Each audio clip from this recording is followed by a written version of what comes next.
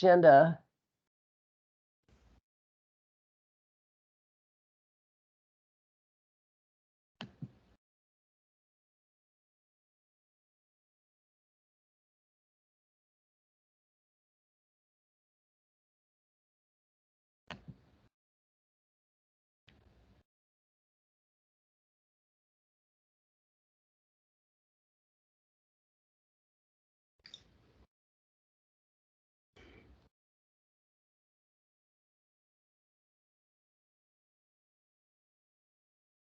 Let me know if you find it. Oh, I'm almost there. Just a second. Okay.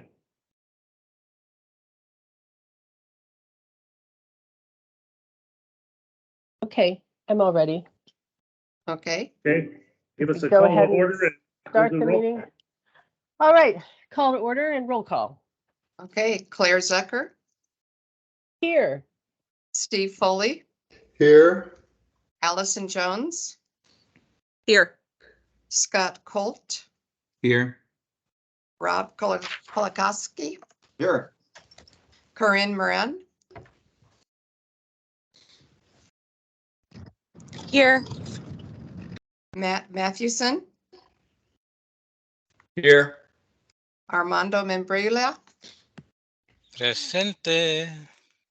Anne Marie Wolf. Here.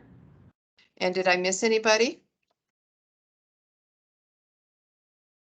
Claire, okay, we do have a quorum. Okay, excellent.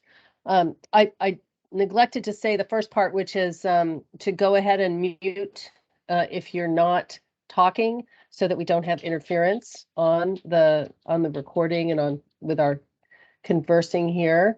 I'll go ahead and do a pledge allegiance to the flag. Ready, everybody? Pledge allegiance to the flag of the United States of America and to the republic for which it stands, one nation, under God, with liberty and justice for all.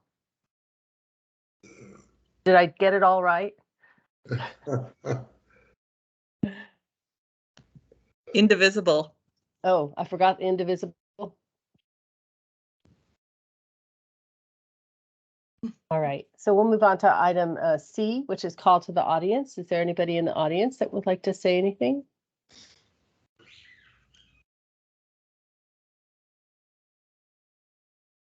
No? Okay, it's time for item D then, safety share. Jackson, do you have anything? Unfortunately, I do, because it involves me. But it's a very appropriate safety share, because historically, and again this year, our most common incident is slips, trips, and falls. And on Monday, while it was raining in Tucson, I was walking to go to a meeting. So I was crossing Stone along Alameda with my satchel bag over my shoulder and an umbrella in one hand and my aluminum drink water bottle. And when I got to it was raining fairly well, and there was a good amount of storm water running along the curb. And when I got to the other side of the crosswalk, it was probably at least 2.5 to 3 foot wide of water, and I'm just in dress loafers. So my Superman ability said, well, just jump over that water. So I made one little push and jumped over it, no problem. But on landing on the other side, the wet loafer and the wet concrete had a very low friction factor, and my leg kept right on going. And so I laid there on the sidewalk in the rain with a lot of concerned people around me, and I assured them I was fine, other than my ego. But I did actually bang up my shoulder, of all things. I landed on my keister, but when I got up, it was my shoulder that hurt. So don't ask how, but I'm going to have to go find the video and play it for comedy hour for this group if I can get a hold of the video. But it was something that we all do every day. You go out walking, and I swore now that I'll never dress up for work again. I'm just going to wear jeans and work boots that have good traction on them, just in case on one of those days. But unfortunately, that's what happened, and it's just a good thing to remember. We are, yesterday, today, below freezing, so any water that was spilled out or left out could have turned to ice. And just be careful walking, and slips, trips, and falls. It's the safety share. Well, maybe next time you ought to take an Uber.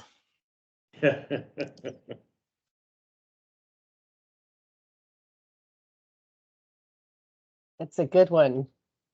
Well, having been sick so much, I would say it's hard not to get sick out there right now. So do take care. If it's possible to wear masks, do.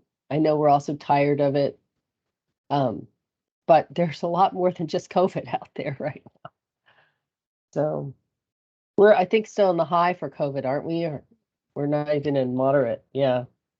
So very catchy. Any other safety shares from anyone? Yeah, I can add to that just a little bit. If you're traveling cross country, masks aren't required.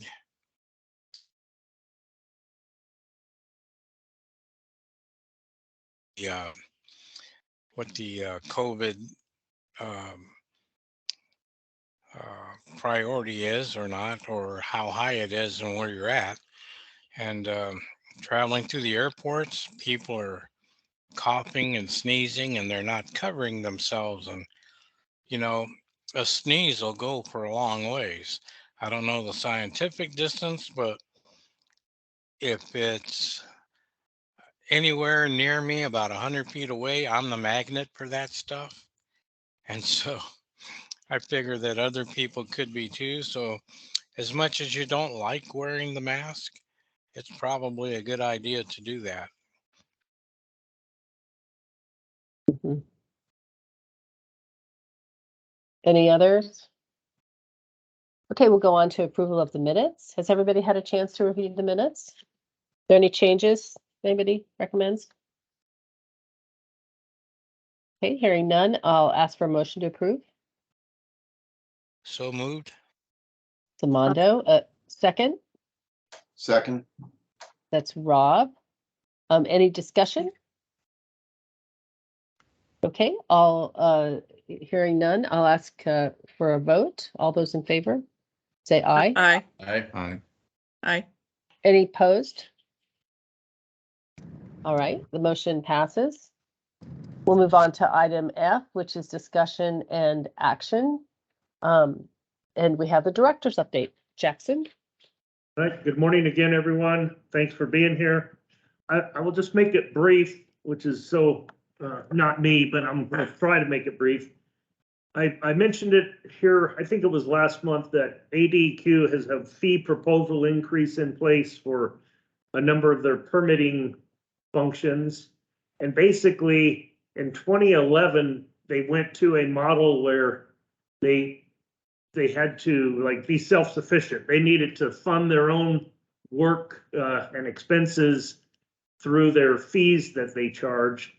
And they make a little over $7 million in fees, but they are projecting about $19 million in costs. So they got $11 to $12 million to make up.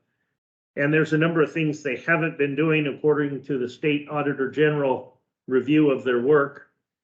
And so they've proposed a 270% increase for operator certifications. All of our operators in wastewater, both in conveyance and treatment, as well as appropriate supervisors and managers, maintain those certifications. What would have been something like $150 is now going to go up upwards of, whatever 2.7 is, what about $400 in that range.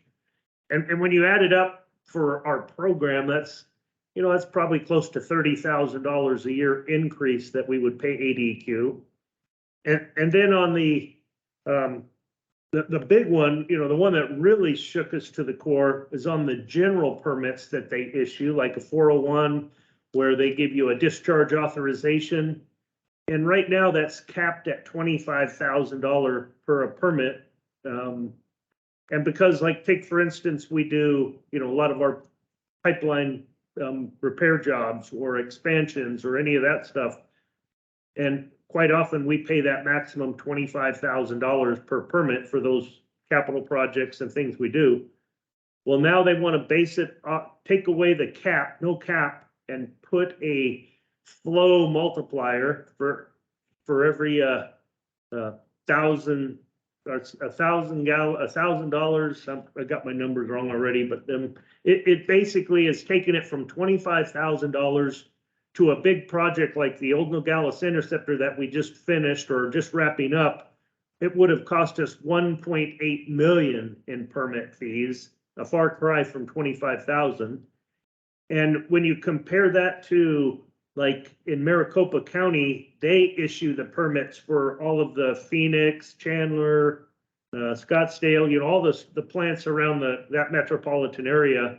They would pay $1,500 max for that same permit.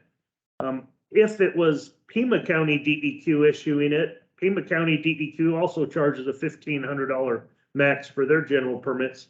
But unfortunately, we fall under ADEQ guidelines to pay them for that service. And we are the largest, Phoenix is a larger utility, but they pay Maricopa County the lower rate. So basically, Pima County would be paying the lion's share of those increases because of that. So as you might guess, that's not setting too well with us. That's crazy. So I didn't want to run through the PowerPoint presentation. It's basically a number of copies of slides that ADEQ presented at some of their stakeholder meetings and whatnot. But what I would like to do is just send a copy of those electronically to each of you, as well as a copy of our response letter that we're going on record of saying how we disagree and, you're putting the burden of your shortfall on Pima County primarily. Of course, it would affect a number of others in the state, but they're a lot smaller. So we'll see what happens there. In my conversation with county administration, I will request that we use our lobbyist that the county uses. In this case, we typically use Michael Rossi, and ask Michael Rossi to chime in over there in the governor's office. And I will be beating on the door of the ADEQ director's office. Just again, we understand increases are part of inflation and everything else, but 270% is off the charts and unrealistic and personally not appropriate. They need to come up with some alternate funding than putting the burden on the rate, us, the users, and especially Pima County being the lion's share there. So that's all I just wanted to tell you, but we'll send you a copy of the PowerPoint presentation. That's a number of ADEQ slides that give you some general information, as well as our response letter, so you could see what we're saying. And I think that will keep you informed of that important topic. But that's kind of what I had on the agenda for this morning. Any questions?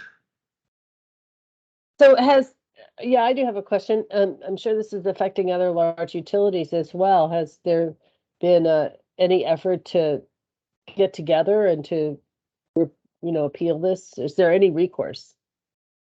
Yeah, it's kind of the formal process where they'll accept public comment, and there's a number of groups and other utilities we hear are also all going to comment as well.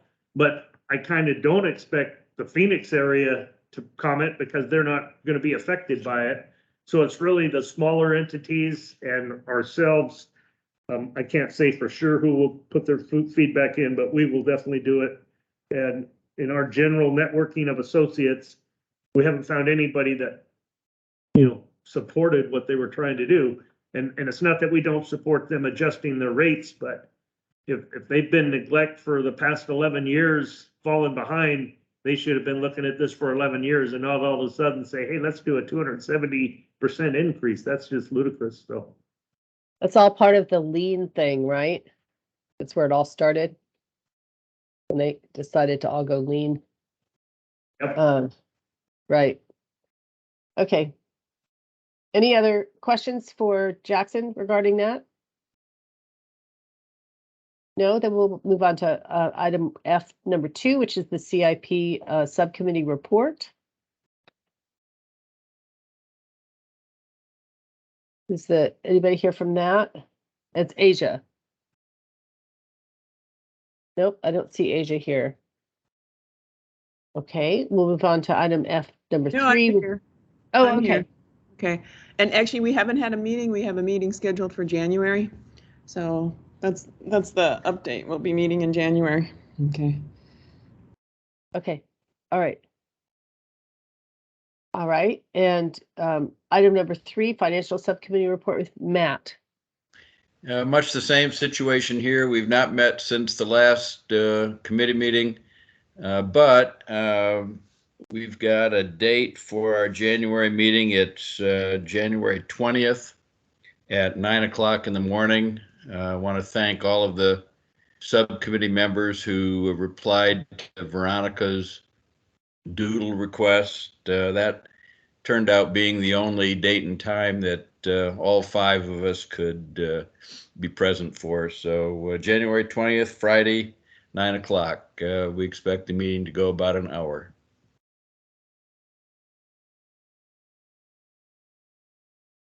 That's pretty conservative there, Matt.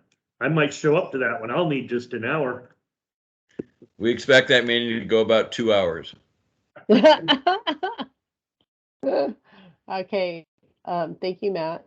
And then item F4, which is the fiscal year 2022-23 expense and revenue summary. Good morning, everyone. As you mentioned, period 5 financials ended in November 30th. Total for our O&M, our adopted budget is $91.4 million.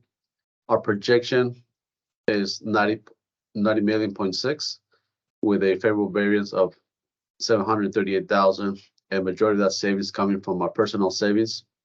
Still, we dropped down to the total O&M expense, including contract, depreciation, and debt services, comes to a total of 170.9 million, with a projection of 170 million, and a positive variance of $899,000.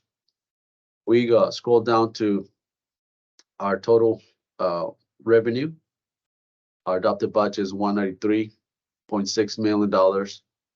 Our projection at this point is 194 million, with a positive of $447,000 at this point. But still a lot of things to be considered. So stay tuned. Thank you. And thanks, Isai. And I just wanted to share with the committee, since budgets, finance, and all this is your primary topic. Just recently, county administrator put out a memo that, you know, for a number of reasons across the whole county, but of course, wastewater is part of the county, that line item you see in personnel services, the savings, the projected savings will be under about $1.6 million roughly. And that's the vacancy savings, which we continue to struggle with. But it's not, the county's going to take those funds from every department, and they're not being, you know, eliminated, but they're pulling them into a special account for a special tracking to try and get a better handle on the cash flows and, you know, what really the expenses are going to be. And there's a whole lengthy conversation on that topic. But I just want to say that savings on vacancies, we as this department are spending a lot of it. It's just not in that category. So, you know, we have over a 10% vacancy right now, and we have some critical areas that our vacancies are conglomerated around, and that would be some of our mechanic positions, some of our lab positions, some of our utility maintenance workers in conveyance, and some of our conveyance system monitors. Those are 4 that probably range in the 30 to 40% vacancy. And guess what? We still have to keep sewer from getting down the streets. And so we've been hiring contract help to keep our head above water.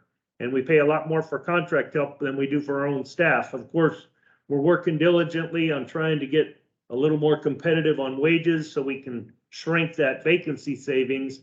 But even though it shows the savings, when all contracts come due, I think you're going to find us over in some of those areas because we didn't budget to spend all the money that we're spending on contract help. So it's just a very convoluted story, and I didn't want to, you know, this is just a nice little update, and I appreciate Isai doing it, but I just want you to know from this perspective, this little change on tracking or calling out the vacancy savings for a different tracking purpose, we could still use that savings to help offset other areas such as contract services. But you have to write a justification and go through some additional hurdles to do so. And it's all being kind of laid out right now, so I don't have all the details. I just know that it's kind of, this is our forecast, but there's a lot more behind the scenes, and hopefully when we get into these subcommittees, we can talk about it in greater detail as well as next year's budget and decide what this committee wants to do about some of those, what they want to know, what information we can share just to help keep you up to speed of what's going on. Thank you, Jackson. I will move on to the next one, which is the Citizen Waters Advisory Committee, and I believe Allison will be handling this. This is about the report. Yeah, Or- yes, thank is you, your report? Claire. Mhm. Thank you, Claire. CWAC met, last week on Wednesday.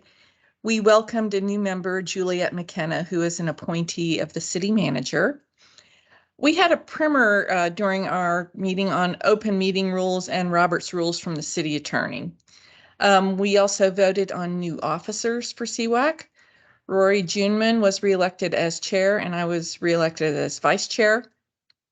We also approved meeting dates for 2023. They will continue to be on the first Wednesday of the month, but we'll be having hybrid meetings. So folks can go in person to Tucson Water's office or join via Teams. That pretty much summarizes our December meeting. Thank you.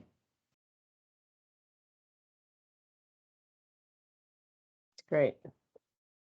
Moving on to the final item and item F, which is the 2023 work plan review.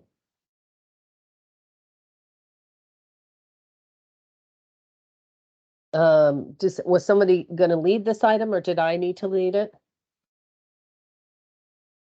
Well, how about if I take it? I'll just run through it if you don't mind, Claire. Yeah, I would appreciate that. Okay. So it was part of your agenda or part of the handouts. You all should have that one. Marla's sharing it right now. And so obviously starting January 23rd, we're going to do the CIP 5-year review, and we're going to have the 2023 budget, which is all timely because these are the time of year where we start getting down to the nitty gritty, and hopefully this is right after both subcommittees take place, so we'll have a good basis and good discussion, and then the committee can direct us as they want to as we proceed through the budgeting process. But all good critical stuff for the primary role of this committee, so I'm looking forward to those discussions. And any information that we think is pertinent, we will make sure we add that to the handouts that we'll provide for that next meeting. Then at that first meeting of the new calendar year, we'll have tech service give us an update, and that will be Eric Wiedewald. And then, I don't necessarily need to read all of them. You can take a look at them, but if you look at them, some of the, other than the normal financial discussions, in February, we have a Sonoran Institute Living River report coming out. Then in March, we were going to have Carmine do the county legislative agenda, what's going on there. In April, just financial stuff only. May, we get into the most important part, start getting your campaigns ready for the nominating committee in May. And I'm going to go through and do a KPI presentation and probably our Power BI software that we're using for a lot of new reporting and stuff. It'll be a great opportunity that you guys, I think, will find interesting and be amazed at what some of these things can do for us now from a business management perspective. That gets us almost halfway through the year. In the next several months, is there anything in particular that somebody recalls they wanted to see or get into so we could adjust the work plan accordingly?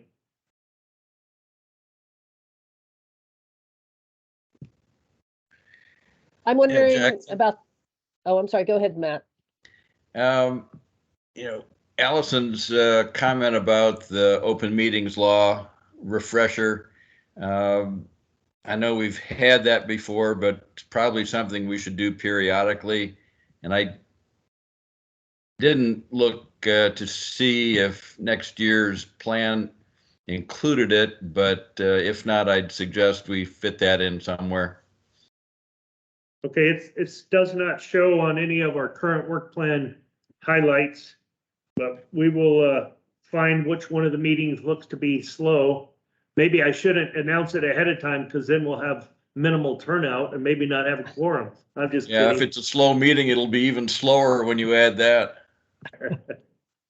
But yeah, good idea, Matt. Thanks. We'll get that inserted in one of the agendas for next year. I have a comment too, Jackson. I was wondering about the 208 planning. I don't know, is Corinne going to bring that up too? I know she's with EPAC. But didn't we used to have 208 planning as a regular item, or how do we want to make sure that we know what's happening with that? Yeah, you know, one thing that in fact, is very timely. We just had a conversation about aligning the whole county's strategic planning effort and looking out into some whatever aligned future date that will be. And I've just realized that through COVID, we probably should have been working on an update to our own strategic plan. So it's something we plan to be working on right now, but we're going to do it in tandem step with the county, whatever the guidelines will be coming out of the county administrator's office. And that strategic plan or that long range outlook would be perfect place where we would include the 208 information as well. So maybe we'll piggyback the county / wastewater strategic plan and 208 as one of our agenda items as well. Okay, that's great. Because I think they have a new update system where they're doing it on an ongoing basis. I'm not really up to date on that, but it might be one of those things that we need to keep abreast of. Corinne? Yeah, so I was just going to say that, so I sit on both RWAC and PAG's Environmental Planning Advisory Committee, and just at some point during 2023, it'd be great to just give an update on what the EPAC is doing. And I don't have a strong preference on when it is during the year. Okay, I got EPAC down as well. Great, thanks, Good Jackson. topic, so we'll do it. Yeah, it'll probably be short. I can't imagine more than 5 or 10 minutes. So. Okay. Unless I present it, and then it will take longer.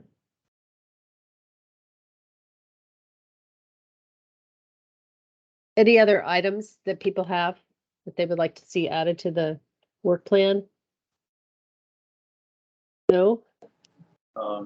Yeah, I would like to see a report on how the wastewater department is trying to keep our carbon footprint to a minimum, and sort of just a quick overview of some of the things we're doing to protect our environment and at the same time stay within budget, like our solar panels and all that. So we can have some feel good and some feel bad at the same time. Yep. Nope, perfect one. Yeah, it's not perfect. Yeah, and we're wrapping up working on the SAPCO, the sustainability report for the county, of which, you know, wastewater and the carbon footprint will be in there. So it'd be a timely update to present to this committee as well. So good recommendation. Okay, thanks so much. And I think also I remember, you know, Scott Oldendorf isn't on this call, but he was asking previously for an update on CAP water or the water issues in general. And, you know, we might have our Tucson water colleagues maybe help us present or share a perspective. But I think general just water conservation and availability and long range plan summary would be a good topic. Yeah. Okay.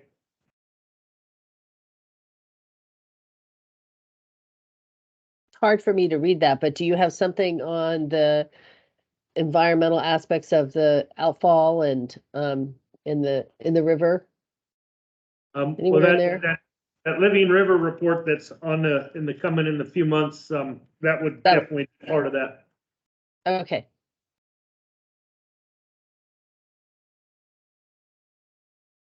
Anybody else That have? one's- The Living River's in February, so we'll get that update on the effluent and the outfalls and all that. Okay, perfect. Anybody else have anything? I can't really read it here, but I know I can find it. I just can't see it on the screen. All right, well, given that, we'll move on then to, this is such a short meeting today. To item G, which is future agenda items, which we kind of were just covering. All right, we'll move on to item H, which is call to the audience again. I think, I might have an update for you as a call to the audience. I don't know if any of you realize that in June I was unable to walk, and I had cervical surgery. And I'd just like you all to know that I retired my rolling walker about 3 weeks ago, and I am walking on my own again without any support. Now, having said that, if you see me on the street, I am not drunk, nor am I on drugs. My gait is just a little different than it used to be, but I'm working on that. So I just thought I'd update you that because nobody ever calls to the audience. So there you are. Thank you very much for listening. Way to go, Armando. Thanks, and I'm glad to hear that. congratulations, that's a lot of work. It is. Moving on to the, I was gonna say, What's that? based on my safety share, I didn't have that type of surgery, but I have a hard time walking too.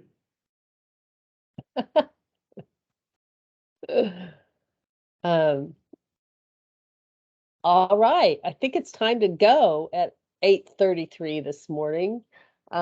Just Claire, if I could, just to remind, the next meeting is not until January on the 26th. And there's a lot of holidays and celebrations. Hopefully you all have a very Merry Christmas, a joyous New Year, wonderful holidays, and get to spend time with family and friends, and stay safe and stay well. But thank you for everything you do as part of this committee, and we look forward to seeing you in January. If that was a motion, I'll second it. Yeah, Merry Christmas, Happy New Year, Happy Kwanzaa, Happy Hanukkah, Happy birthday. Do we need to vote on adjournment in this committee? Or can we just, yes, okay. Actually, Motion you to never adjourn. had to vote on adjournment. It was just a motion to adjourn. You didn't even need a second. Oh, but- okay. Different committees work differently. I just can't remember how this one works, but do I have a motion to adjourn? So moved. All Second. right. A So, second. and I guess we can all vote with our feet or our fingers on our buttons. But it's really great to see everyone. Thanks for taking time today, and have a good holiday. Claire, get well soon. Oh yeah, thank you. Absolutely. Happy holidays all. Bye-bye, Bye-bye. everyone. Happy everybody. holidays. Bye. Happy holidays.